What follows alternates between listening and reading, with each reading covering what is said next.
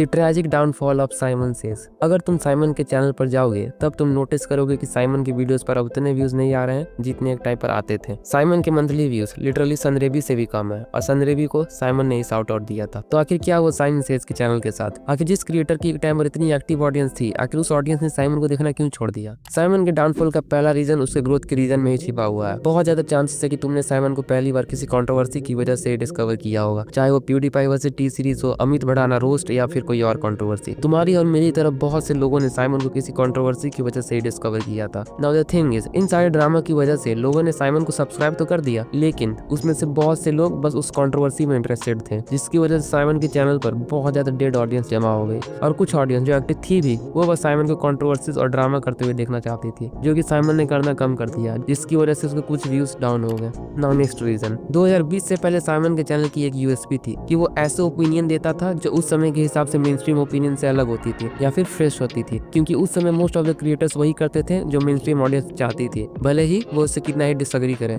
और यही साइमन के चैनल पर ऐसे ओपिनियन आते थे जो उसको सही लगते थे, चाहे उससे बस एक छोटी set of audience he agree करती हो। बेसिकली साइमन इस पर्टिकुलर सेट ऑफ ऑडियंस के लिए एक वॉइस था जो मेनस्ट्रीम ऑडियंस से अलग ओपिनियन रखती थी, इसलिए साइमन का चैनल उस समय स्टैंड आउट करता था और लोगों की आंखों में एक स्पेशल प्लेस होल्ड करता था। पर आज ऑडियंस खुद ही बहुत सारे हिस्सों में बट गई है और हर ऑडियंस सेगमेंट को रिप्रेजेंट करने के लिए बहुत सारे क्रिएटर्स आ चुके हैं और बहुत से क्रिएटर्स साइमन की जैसे ही अलग और फ्रेश ओपिनियन रखते हैं, जिसकी वजह से साइमन की जो यूएसपी थी वो खत्म हो गई। साइमन, जिसका चैनल पहले अपने ओपिनियंस की वजह से स्टैंड आउट करता था, वो अब इस नई कमेंट्री चैनल्स की भीड़ में खो गया, जिसका साइमन के चैनल पे बुरा असर पड़ा। वैसे अभी तक वीडियो देख रहे हो तो लाइक कर देना, सब्सक्राइब कर देना और हाइप भी कर देना। मुझे 2026 से पहले 10K हिट करना था, लेकिन अब 5K भी हो जाएंगे तो बहुत है, तो जल्दी करो। नाउ जो नेक्स्ट रीजन है वो थोड़ा कंट्रोवर्शियल हो सकता है, क्योंकि इससे मैं खुद ही पूरी तरह से एग्री नहीं करता हूँ, बट स्टिल ये एक रीजन है। तो 2020 के बाद यूट्यूब लैंडस्केप में बहुत बड़ा चेंज आया है। ऑडियंस को फास्ट पेसिंग वाली वीडियोस पसंद आती है और यूट्यूब पर अब कंटेंट का इतना भरमार है कि ऑडियंस को या तो तुम कुछ अलग ला कर दो या फिर ज्यादा से ज्यादा और जल्दी से जल्दी कंटेंट ला कर दो। और इस बदलते हुए लैंडस्केप के साथ जिन जिन क्रिएटर्स ने खुद को अडेप्ट किया है वो यूट्यूब पर काफी सक्सेसफुल हुए हैं, जैसे कि थगेस, जिसने लिटरली साइमन के फुटस्टेप को फॉलो करके इतनी सक्सेस हासिल की है। पर साइमन ने खुद को इस बदलते हुए लैंडस्केप के साथ अडेप्ट नहीं किया। वो अभी भी काफी स्लो पेस वाली वीडियोस बनाता है, ज्यादा से ज्यादा जल्दी से जल्दी कंटेंट तो दूर की बात हो गई, साइमन अगर वीडियो डाल दे यही बड़ी बात है। अब कुछ लोग बोलेंगे कि साइमन क्वालिटी वीडियोस डालता है इसलिए लेट वीडियोस आती है और नॉर्मी ऑडियंस को फास्ट एडिटिंग चाहिए होती है,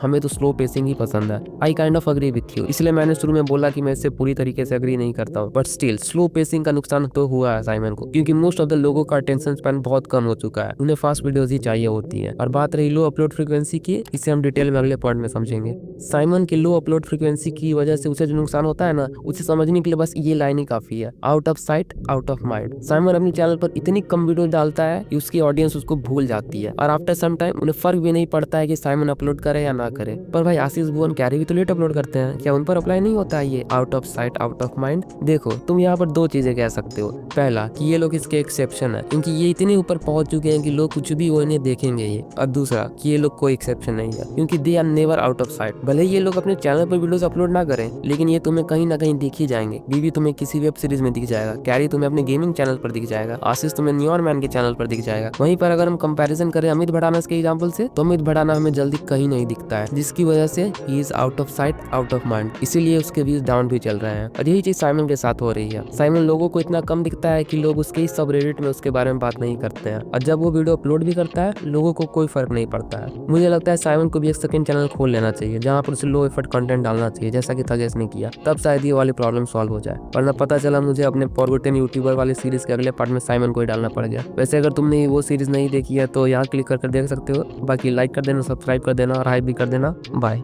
बाय।